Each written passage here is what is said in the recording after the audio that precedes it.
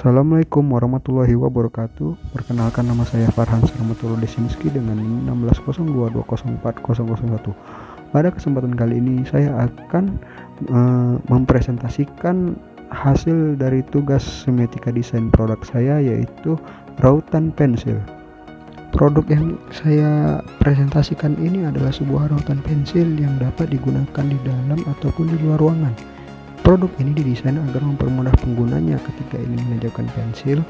Produk ini dapat digunakan mulai dari kalangan anak-anak hingga dewasa, digunakan saat ingin menajamkan pensil yang sudah tumpul. Cara menggunakannya adalah dengan memutar tuas pemutar yang dihubungkan ke kiri menggunakan as besi.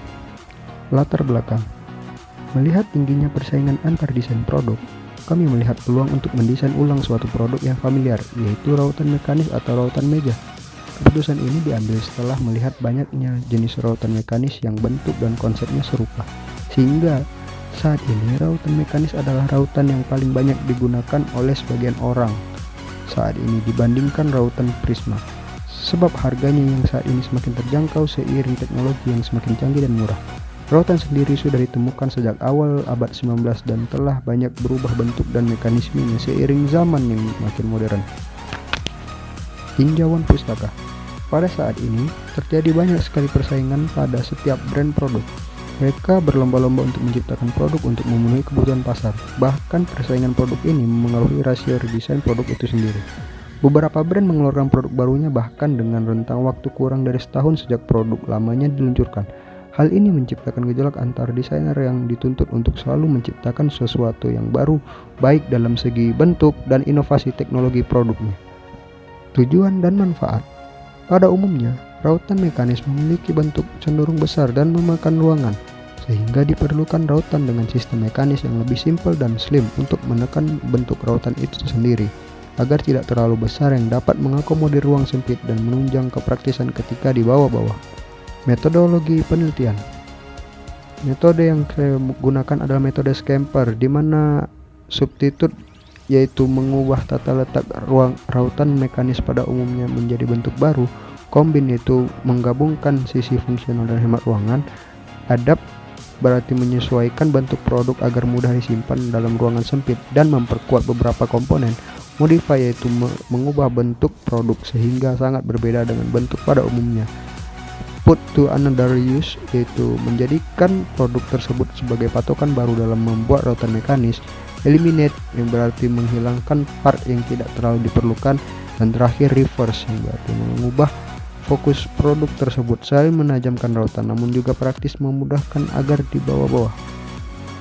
Berikut ini adalah contoh moodboard yang menjadi referensi saya dalam membuat rautan mekanis.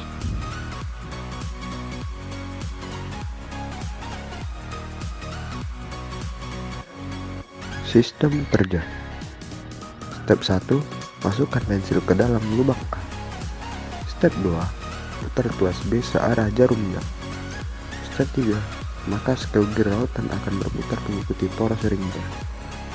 Step 4, gear utama berhubungan langsung dengan ring-gear sehingga akan membawa sekaligus scale gear berputar mengikuti poros ring-gear. Hal ini menyebabkan pensil menjadi tajam. Alternatif desain: setelah melakukan riset pada rautan mekanis yang telah dirancang sebelumnya, ditemukan kelemahan pada sistem mekanisnya, di mana sistem gear mekanis ini tidak cocok dibawa di dalam kantung, sebab selain berat, juga kombinasi komponen plastik dan besi yang sering dibawa di dalam saku akan membuat umur rautan ini cepat rusak. Maka dari itu, saya merevisi kembali rautan ini dengan mendesain ulang bentuk dan sistemnya, di mana pada gambar sebelah kiri adalah rautan elektrik yang dinilai memiliki bobot lebih ringan dan tidak memiliki tuas pemutar, sehingga lebih ramah di kantong. Kesimpulan: untuk mendesain produk baru, ada banyak aspek yang perlu diperhatikan. Seperti pada kasus rautan mekanis ini, selain mengembangkan inovasi, juga harus memerhatikan aspek kenyamanan penggunanya. Apakah bobotnya cocok untuk dibawa di dalam saku atau kantong? Apakah ukurannya sudah pas untuk dibawa-bawa?